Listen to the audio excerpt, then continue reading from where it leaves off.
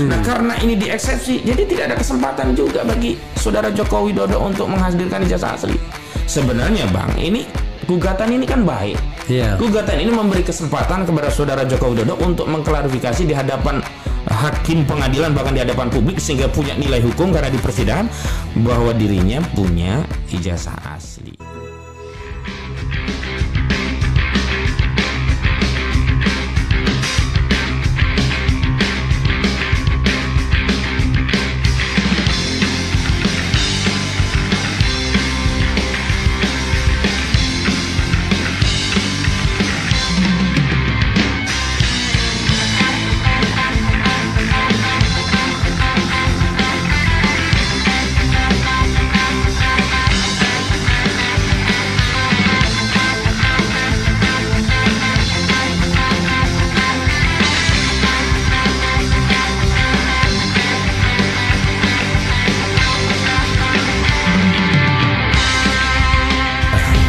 Bismillahirrahmanirrahim. Yang pertama yang ingin saya klarifikasi Bang, nomenklatur putusan itu bukan ditolak, tapi tidak dapat diterima. Karena putusan yang dibacakan itu bukan putusan terkait pokok perkara, tapi putusan sela.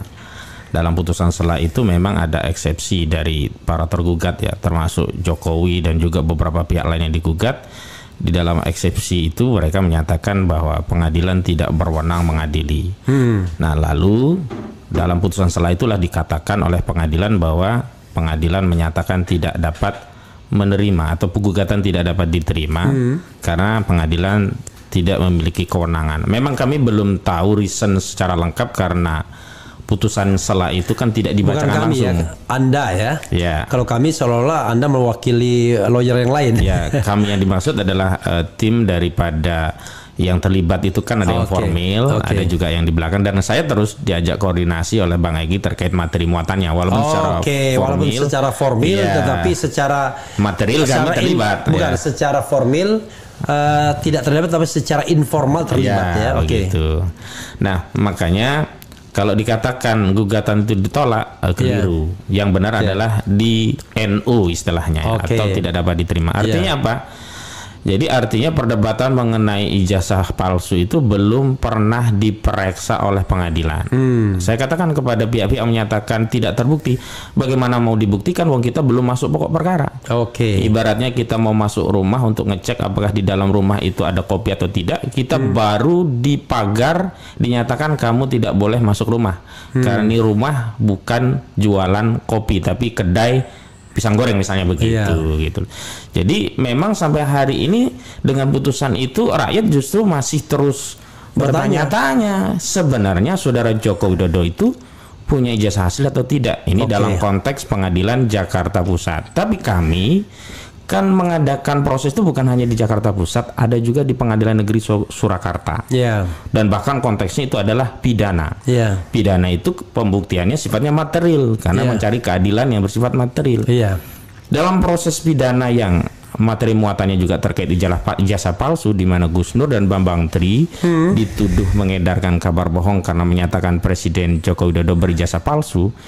Jaksa kan yang punya kewajiban untuk membuktikan dakwaannya. Untuk membuktikan dakwaannya bahwa kabar ijazah palsu itu kabar bohong, berarti kan jaksa harus menghadirkan ijazah aslinya. Hampir 6 bulan kami bersidang dan kami sudah minta lewat pengadilan, lewat majelis hakim yang memimpin. Kita berkoordinasi juga dengan jaksa. Maksud saya gini Bang, saat itu kalau jaksa bisa menghadirkan ijazah asli Jokowi, kita juga selesai gitu. Kita juga bersyukur, oh ternyata presiden kita itu punya ijazah asli. Ternyata Bambang Tri itu keliru. Ternyata Gus Nur itu keliru. Maka layak dan wajar kalau keduanya dijebloskan ke penjara. Tapi dalam putusan itu pun sebenarnya tidak layak juga kan, karena itu berpendapat kan itu kan berbeda pendapat. Lalu kemudian yang penting dia ngaku salah begitu. Tapi dalam prosesnya tidak pernah ada ijazah asli. Dan yang menarik begini Bang, ini saya minuman Anda tadi nggak dibawa. Gampang, nanti saya susul lagi di sana. Yang menarik begini Bang, saat itu kan dakwaannya adalah alternatif. Pertama didakwa kabar bohong, pasal 14 ayat 1 dan 2 dan pasal 15 Undang-Undang Nomor 1 tahun 46 yang sudah dibatalkan MK. Dibatalkan MK. Ya. Yang kedua, Undang-Undang ITE pasal 28 karena dianggap menyebarkan kebencian dan permusuhan berdasarkan sara. Yang ketiga dianggap melakukan penodaan agama 156 KUHP. Tadi berdasarkan sara ya, bukan berdasarkan Zainab ya. Iya, bukan. Bukan juga Siti Romlah dan sebagainya, bukan ya. Sara ya. Kita balik lagi. Nah, saat itu di putusan tingkat pertama Surakarta yang divonis itu adalah 6 tahun karena dianggap terbukti kabar bohong. Dituntut maksimal 10 tahun. Divonis 6 tahun. 6 tahun. Tapi di MA 4 tahun jadinya. Tapi menariknya di Pengadilan Tinggi, Bang. Ternyata judek faksi tingkat kedua di Pengadilan Tinggi Semarang mengoreksi putusan Pengadilan Negeri Surakarta bahwa tidak ada kabar bohong. Yang ada hanya dianggap menyebarkan kebencian berdasarkan sara. Masuk Undang-Undang ITE. Undang-Undang ITE yang terbukti. Jadi dakwaan tentang kabar bohong dianulir oleh judek faksi tingkat Pengadilan Tinggi Semarang, kemudian yang terbukti Undang-Undang ITE. Nah, kalau begitu kan konstruksi hukumnya berarti ada 2 pembuktian bahwa ijazah ini palsu. Pertama, tidak pernah muncul aslinya di proses persidangan. Yang kedua, pasal tentang kabar bohong dianulir dan tidak benar berita bohong. Berarti kan tidak ada kabar bohong, yang ada hanya dianggap menyebarkan kebencian. Kalau orang mengedarkan suatu ijazah yang dianggap palsu, dianggap kebencian, subjektif sebenarnya. Tapi yang jelas tidak ada kabar bohong. Sebenarnya kebencian pun juga benar juga karena harus berbasis sara tadi. Saranya di mana? Jokowi bukan suku, bukan agama, bukan ras, bukan antar golongan, apalagi. Nah, makanya kawan-kawan kenapa menggugat balik di Pengadilan Negeri Jakarta Pusat? Karena memiliki bukti. Bro, ambil bro. Oke. Nah, gitu ya. Memiliki bukti. Apa bukti yang akan dibawa? Di antaranya adalah salinan putusan Pengadilan Negeri Surakarta yang dibatalkan oleh Pengadilan Tinggi Semarang yang dikuatkan oleh Mahkamah Agung. Apa bukti yang bisa kita ungkap dari putusan ini bahwa tidak ada kabar bohong? Yang pertama itu. Yang kedua, seluruh saksi yang diperiksa, ahli yang diperiksa, tidak menunjukkan yang asli, tidak pernah menunjukkan ijazah. Ketika kami tanya, apakah Anda pernah melihat? Tidak yang menjawab. Sekarang saya bisa tanya kepada saudara Otto Hasibuan yang katanya Otto Hasibuan saudara masih? Oh enggak sih, rekan sejawat saja begitu. Ya, saya anggap saudara semua lah, saudara Jokowi, saudara Otto Hasibuan. Masa saya sebut musuh Otto Hasibuan kan rekan. Ya rekan begitu. Jadi kalau saya mau katakan kepada rekan advokat Otto Hasibuan, dia menyatakan bahwa ijazah Jokowi asli, saya tanya balik, apakah dia pernah melihat? Kan semua orang yang menyatakan ijazah asli Jokowi itu juga tidak pernah melihat, sebagaimana kami juga tidak pernah melihat. Karena itu sebenarnya kesempatan yang baik ini harusnya digunakan oleh tim untuk menunjukkan ijazah asli pada sebuah peradilan yang masuk ke pokok perkara. Nah, karena ini dieksepsi, jadi tidak ada kesempatan juga bagi saudara Joko Widodo untuk menghadirkan ijazah asli. Sebenarnya Bang, ini gugatan ini kan baik. Gugatan ini memberi kesempatan kepada saudara Joko Widodo untuk mengklarifikasi di hadapan hakim pengadilan, bahkan di hadapan publik, sehingga punya nilai hukum karena di persidangan bahwa dirinya punya ijazah asli. Tapi karena ini dieksepsi, maka persoalan utama tentang ijazah asli sampai hari ini belum bisa kita katakan tidak benar atau benar. Karena belum masuk ke proses pembuktian. Makanya terhadap putusan itu ada 2 alternatif. Bisa dilakukan banding, bisa dilakukan gugatan ulang. Tapi saya lihat kawan-kawan itu berniat mau gugat ulang, Bang. Bodoh amat, pokoknya gugat ulang lagi. Gugat ulang. Karena namanya NU itu kan masih kosong-kosong. Begitu. Jadi konstruksi hukumnya begitu. Yang kedua, kalau dikatakan Pak Jokowi tidak akan menggugat balik sebagai bentuk kebaikan beliau ya terhadap para penggugat. Kemarin saya diskusi dengan Bang Egy, justru kami tuh lebih suka kalau Joko Widodo gugat balik. Karena dengan gugat balik kan pembuktian ijazah asli ada pada dirinya, sehingga dia bisa membawa ijazah aslinya. Katakanlah kalaupun ya gugatan balik itu dihukum untuk membayar sekian juta begitu kepada saudara Joko Widodo, itu lebih afdol kami membayar asal sudah menjadi jelas di hadapan kita rakyat bahwa ijazah saudara Joko Widodo ada gitu. Jadi menurut kami saudara Jokowi tidak menggugat balik itu bukan karena dia BAD, tapi dia takut karena dia tidak punya ijazah aslinya. Sebab kalau dia punya ijazah aslinya, kalau saya jadi Jokowi, saya punya ijazah asli, saya gugat balik, Bang. Jadi sebenarnya ini untuk menutupi bahwa memang ijazah asli itu tidak ada, sehingga proses berperkara itu dihentikan di pintu, di eksepsi gitu loh, Bang. Beda ya kalau eksepsinya pada pokok perkara, putusannya pada pokok perkara, oke lah bisa kita katakan tapi udah selesai. Begini bro, nanti dia bilang Anda melakukan pencemaran nama baik pas keluar baliknya kan, dan tidak perlu menunjukkan ijazah asli. Nah, begini ya kayak Bambang Tri sama. Iya, kalau itu yang jadi soal semakin meneguhkan publik bahwa memang ini persoalannya ijazahnya nggak ada, dia cari-cari salah. Nah, rakyat ini sebenarnya Bang, kan niatnya baik agar saudara Joko Widodo punya kesempatan mengklarifikasi bukan hanya di hadapan publik, tapi di hadapan muka persidangan sehingga bernilai hukum bahwa dirinya punya ijazah asli dibuktikan dengan dihadirkan di persidangan. Selesai. Sehingga kita punya kepentingan juga untuk membersihkan legasi sejarah Republik ini dari praduga pernah dipimpin oleh presiden yang ijazahnya palsu. Gawat ini Bang, coba lihat di sosial media analisis tentang ijazah palsu. Itu bahkan ada suara dari yang mengaku Civitas Akademika UGM gitu-gitu ya. Iya. Anda dengar kan? Pernah. Ya, tapi saya tidak bisa memutarnya. Ya, artinya tidak bisa mempercayai, bukan tidak percaya, tidak bisa mempercayai kan? Gitu, karena ya tadi harus ada pembuktian memang. Kalau nggak ada pembuktian memang ya masih kosong-kosong tadi kan? Gitu. Ibarat permainan belum ditentukan siapa yang kalah. Ini sepertinya ketika mau bertanding yang satu kelebihan berat badan jadi ditunda pertandingan.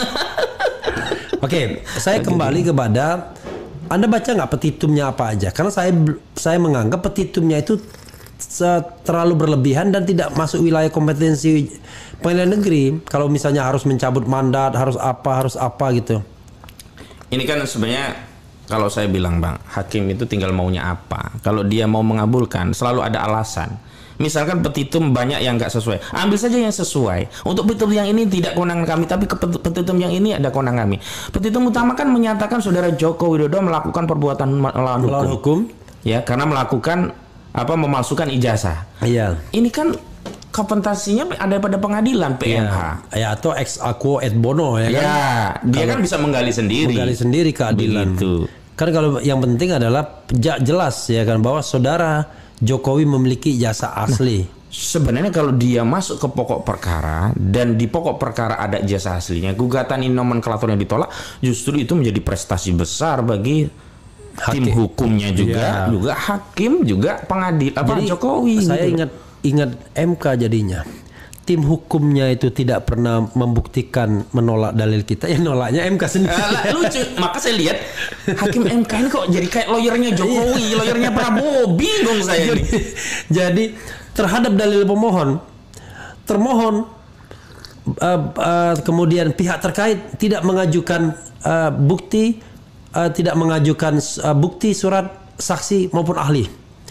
Namun setelah MK memeriksa dengan seksama, ya kan, maka ini gini bahwa itu cuma sekedar berita online dan pemohon tidak menyertakan bukti penguat berupa saksi dan ahli. Ini sontoloyo, saya bilang. Saksi dan ahli dibatasi 19, tapi dia permasalahkan tidak ada saksi, tidak ada ahli. Sebenarnya kan kalau di MK itu kan mirip perdata hukum pembuktiannya ya kan, Bang. Apa dalil yang tidak dibantah berarti kan diakui gitu loh. Iya. Nah, hanya memang tadi bisa saja si hakim menggali itu sepanjang ada fakta. Kalau ini kan enggak, seolah-olah hakim menjadi lawyernya Prabowo gitu. Tapi sebenarnya tidak. Jadi gini ya, dia bukan pidana yang mencari kebenaran material satu demi satu, bukan juga perdata yang mencari kebenaran formil tapi dia sebenarnya balik kepada konstitusi, yaitu menjaga marwah konstitusi pemilu yang luber dan jurdil. Jadi cukup dengan keyakinan hakim apakah sebuah dalil itu telah menyebabkan pemilu tidak jujur dan tidak adil atau tidak luber dan tidak jurdil. Nah, kalau misalnya bansos misalnya gitu, kan kita tahu itu kan menusuk rasa keadilan kita. Kata Roma Hurmuzi, jangankan manusia, kalau dibekali 400 triliun monyet pun bisa jadi presiden gitu. Dan sebenarnya kan sudah terbukti juga, artinya itu tidak bulat, ada dissenting opinion, artinya ya kan. Oke, jangan ke situ bro. Oh ya, balik lagi. Saya juga mau mengaitkan itu, begini Bang. Saya sih tidak aneh dengan putusan Pengadilan Jakarta Pusat. MK saja yang ada 9 hakim yang tinggal 8 lah yang diawasi publik begitu rupa, yang putusannya diucapkan secara langsung bisa dikeokan, apalagi hanya 3 hakim di pengadilan negeri dan disampaikan secara ikot. Dan tidak ada yang namanya siaran langsung. Ya ikot ini hanya ikot dan itu mau nggak mau kita nggak bisa interupsi atau apa, nggak bisa gitu. Oh jadi nggak ada pembacaan putusan? Nggak ada. Cuma tiba-tiba keluar penetapan. Iya. Oke. Jadi putusan setelah itu dikirim lewat ikot. Nah di situ memang tidak ada lengkapnya putusannya, tapi ada kutipannya saja, di amarnya saja begitu. Luar biasa. Cari momen. Ya. Kok pas ya 25? Iya. 24 25 iya, kan? 22 24 25 itu hari bersejarah bagi Oto Hasibuan. Iya betul. Menang semua lah. Menang semua gitu. Oke, kita bacakan satu-satu. Semua ditolak karena pada takut sama yang berkuasa, bukan takut yang maha kuasa. Nanti di komentar secara umum bro ya. Bang Era, kita diam untuk sementara, nggak usah dibahas itu dulu. Saya takut abang ditangkap. Mereka sekarang sudah bersatu berkuasa. Kok urusannya ditangkap gimana ini? Kita kan membahas sesuatu berdasarkan hukum ya. Kalau anak TK ditanya mana yang palsu dan mana yang asli, pasti anak TK tersebut ambil ijazah aslinya. Oke. Anis Fit RH 2029 luar biasa. Maksudnya untuk menyanyikan lagu Pemimpin Adil ya kan. Kalau untuk menyanyikan lagu sih boleh ya, tapi untuk menjadi pasangan calon presiden dan wakil presiden enggak. Malah sekarang ini memang ada pemilihan ya kan. Kalau main gentong babi terus ya susah kita ya. Oke. Mbok tinggal dibawa ijazah aslinya biar tidak jadi fitnah. Emang susah ya bawa ijazah aslinya daripada gaduh terus ya. Benar juga dia. Si paling aspal, mudahan yang aslinya ada, harus husnuzon. Luar biasa ya. Cocok lah ini kan yang namanya Ahmad Hosinuddin. Memang ini agama yang dipercaya. Hosinuddin jangan din itu agama. Iya. Hosin itu jangan husnuzon itu. Hosin itu mutiara atau permata atau simpanan gitu katanya. Oke, luar biasa. Ya lah, saya kira-kira aja. Penguasa, penguasa, berilah hambamu uang. Ini beda lagi nih ada ya. Jokowi dicarilah kesalahannya, dibatalin pengadilan. Emang usaha pembencinya doanya nggak makbul lagi. Ini bukan soal benci dan tidak benci, tetapi kita mencari kebenaran substantif material ya. Apalagi. Nah, tapi kalau masih begitu saya tidak akan hilangkan. Tapi kalau sudah coba ngata-ngatain apa-apa, saya akan hilangkan ya. Oke. Jangankan hadir untuk membuktikan ijazah asli, kita aja jadi saksi adanya kecelakaan malas karena membuang waktu dan mengganggu pekerjaan. Ini beda lagi ya.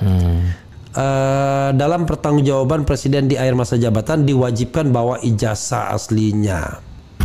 Kemudian bedakan Jokowi dengan Refli Harun dan narasumber yang pengangguran dan mengharap menggugat Jokowi biar ada kerjaan. Luar biasa ya. Memang orang dianggap nggak ada kerjaan gitu. Ente pikir mencari pekerjaan begitu caranya? Nggak apa-apa ya. Rahasia umum, emang Jokowi nggak punya ijazah kok ya. Kalau memang ijazahnya tidak palsu, tinggal liatin aja ijazah aslinya ke publik. Apa susahnya sih? Apa jangan-jangan ijazahnya benar-benar supal ya? Nanti Tasrifin mohon maaf ya, karena saya katakan tadi yang begitu-begitu nggak mau lagi saya tolerir ya, yang nggak jelas gitu. Dulu ada Nini Dekok alam kubur, jadi nggak pernah mau berwacana. Salut channel RH selalu mengedukasi kami, sehat selalu untuk RH insya Allah. Allah selalu melindungi RH dari orang yang tidak suka dengan RH. Tidak mungkin juga ya. Saya mengatakan kita tidak mungkin berharap orang suka semua, tapi Anda juga tidak bisa membuat orang benci semua kepada kita ya. Oke. Sekelas Hakim MK pasti tahu Undang-Undang Nomor 28 tahun 1999 tentang penyelenggaraan pemerintahan yang bebas, bersih dan bebas dari KKN ya. Oke. Ya, itu ya sobat sekalian ya. Bro Hosinuddin. Iya, Bang. Dua hal ya. Pertama, wrap up semua pembicaraan kita. Nanti kedua saya minta Anda memberikan closing statement gitu. Baik. Saya ingin kembali menegaskan bahwa putusan Pengadilan Negeri Jakarta Pusat yang menyatakan pengadilan tidak berwenang tidak bisa dijadikan bukti bahwa ijazah saudara Jokowi asli, atau sebaliknya juga tidak bisa memastikan bahwa ijazah Jokowi palsu. Ya, jadi karena itu posisinya 50-50 masih ya. Karena itu perkara ijazah palsu ini masih terus akan menjadi perbincangan publik dan tentu saja mengganggu. Bukan hanya mengganggu kita generasi hari ini, tapi juga akan menjadi legacy warisan sejarah yang memalukan bagi generasi berikutnya. Yang kedua, kalau ada ikhtiar upaya membawa perkara ini ke pengadilan, itu motifnya bukan karena kebencian, permusuhan, nggak suka, apalagi lontang-lantung, nggak ada kerjaan begitu. Justru motifnya adalah ingin memberikan kepastian, bukan hanya kepada publik, bahkan kepastian kepada presiden untuk bisa membersihkan reputasinya bahwa dirinya adalah presiden yang sah yang memiliki ijazah. Karena di dalam ketentuan pasal 169 Undang-Undang Nomor 7 tahun 2017 tentang pemilu, salah satu syaratnya kan minimal berijazah SMA sederajat dan tentu harus asli ijazah itu begitu. Sehingga harus dipahami bagi pendukung Pak Jokowi ini adalah satu langkah yang bisa memberikan peluang kepada presiden untuk mengklarifikasi sekaligus membersihkan reputasinya dari isu ijazah palsu. Yang ketiga, dinamika di antara anak bangsa kalaupun berbeda, misalkan ya rekan Utuh Hasibuan berbeda dengan saya, itu anggap saja bagian dari dinamika anak bangsa yang biasa saja, yang punya perspektif tersendiri melihat masalah berbangsa.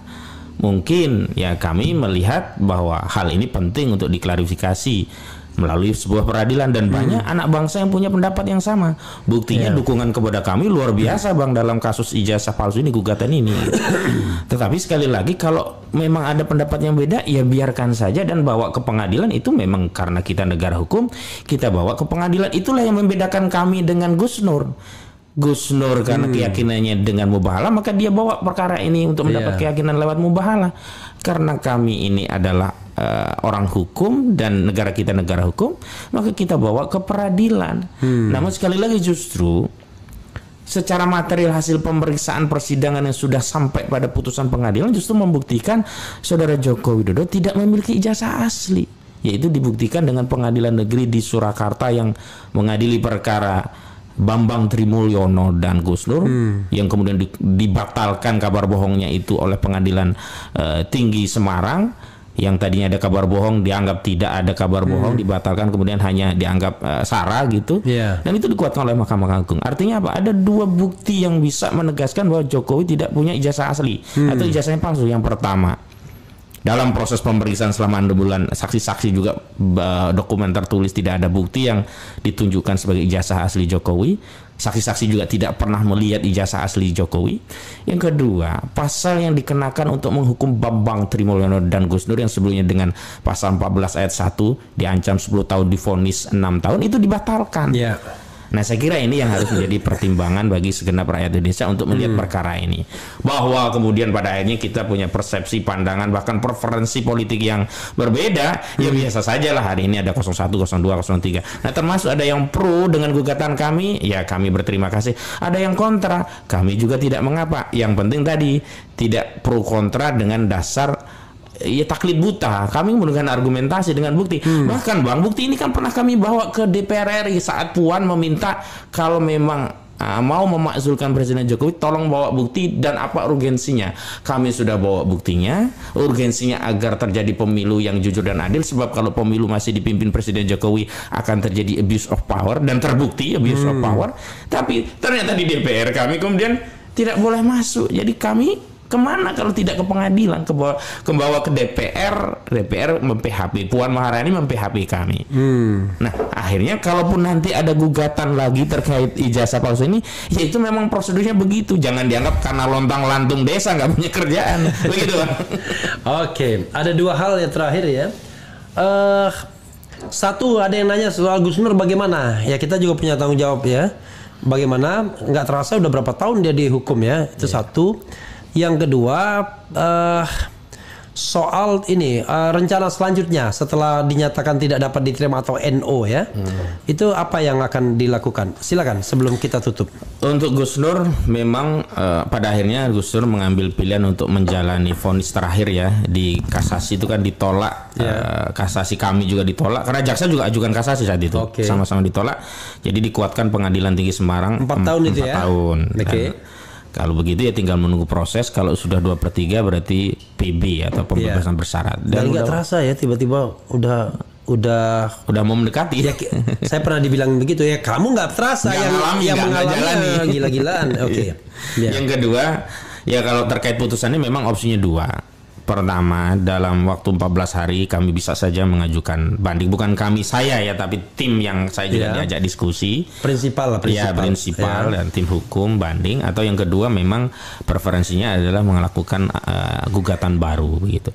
Tapi saya dengar ya diskusi dari tim lawyer termasuk Bang Egy itu lebih preference untuk Sujana untuk ambil ajukan gugatan baru gitu. Karena begini, kalau gugatan baru kan akan ada proses yang sifatnya konvensional lagi, ada hadir di sidang, ada konferensi pers. Kalau banding kan hanya berkas, Bang. Jadi kita nggak bisa kontrol juga. Ya, oke. Itu. Itu jangan-jangan kalau terus bisa berkali-kali itu terus ya. Karena memang pengadilan juga tidak bisa membatasi orang menggugat berapa kali karena kan ini NU. Iya. Oke, itu ya sobat era sekalian. Dan memang barangkali bisa jadi baru akan terungkap setelah rezim berganti. Nah, gitu. Tapi rezim dia lagi.